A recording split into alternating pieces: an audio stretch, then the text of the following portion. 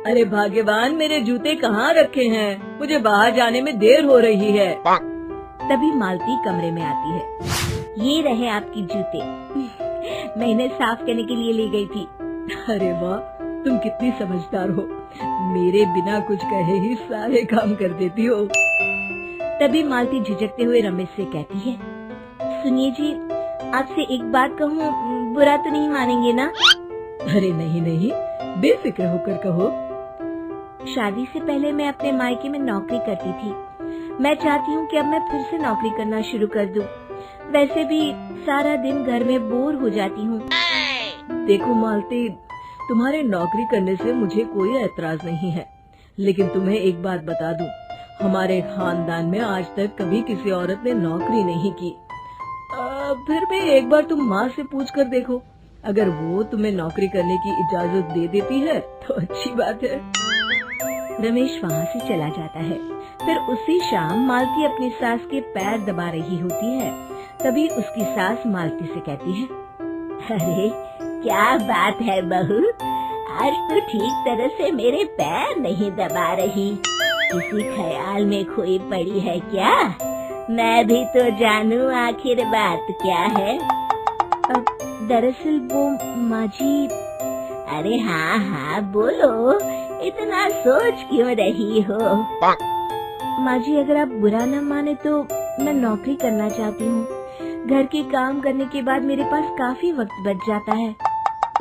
मालती की ये बात सुनकर उसकी सास गुस्से में कहती है, अरे बहू, तेरी तबीयत तो ठीक है ना? आज ये कैसी बहकी बातें कर रही है? भला हमारे खानदान में आज तक कभी किसी औरत ने नौकरी की है जो तू नौकरी करने की बात कर रही है, हैं? अरे बहू, तू क्या रिश्तेदारी में हमारी नाक कटाना चाहती है? जितना जल्दी हो सके अपने दिमाग से नौकरी का भूत उतार दे और अब जा, जल्दी से रसोई में जा, खाना बनाने का वक्त हो रहा है। मालती मन मार कर खाना पकाने के लिए रसोई घर में चली जाती है। अगले दिन, नमस्ते माँ जी, कैसी हैं आप? अरे आओ आओ दिवाकर बेटा, बैठो, मैं तुम्हारे लिए चाय मंगाती हूँ। बहू, जरा एक कप चाय तो लेती आना।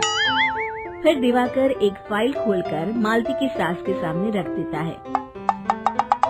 ये देखिए माँ जी, ये है पिछले महीने का हिसाब और ये रहे मुनाफे के रुपए। एक बार हिसाब देख लीजिए और इन कागजों पर अपने दस्तखत कर दीजिए।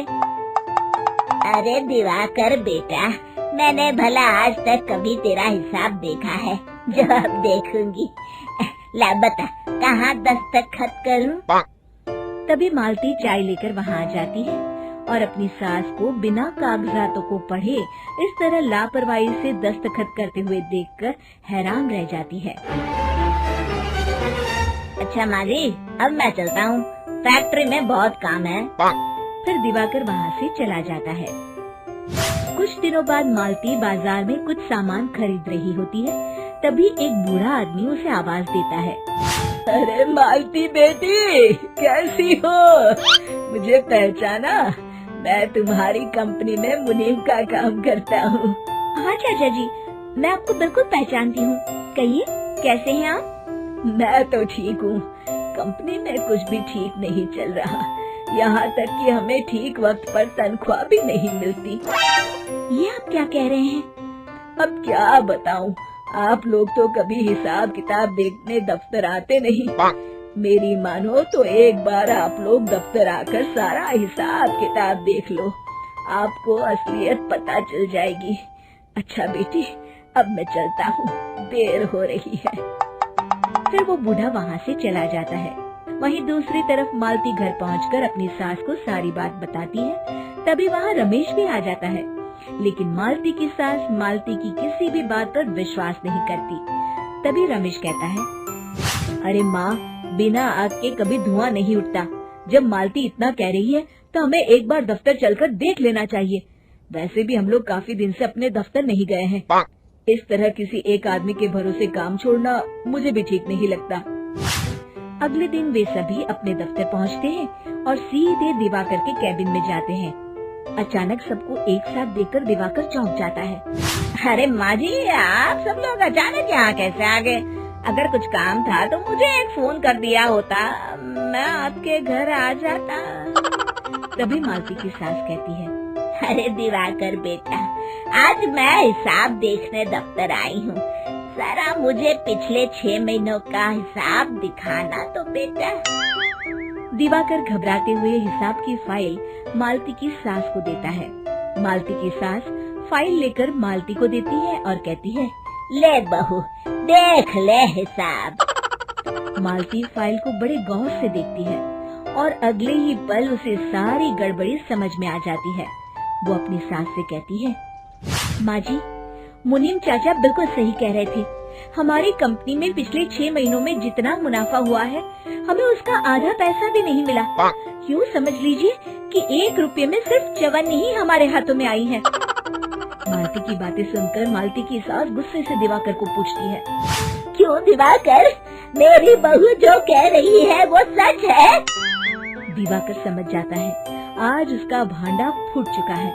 वो गिड़गिड़ाते हुए कहता है, मुझे माफ कर दीजिए माँ जी, मैं पैसों के लालच में अंधा हो गया था। अरे वाह दिवाकर, तू तो एक नंबर का चोर निकला। इतने दिनों से मैं तुझ पर आंख बंद करके भरोसा करती रही और तू मुझे ही चुना लगाता रहा। अभी के अभी निकल यहाँ से और दोबारा अपनी शक्ल मत दिखाना।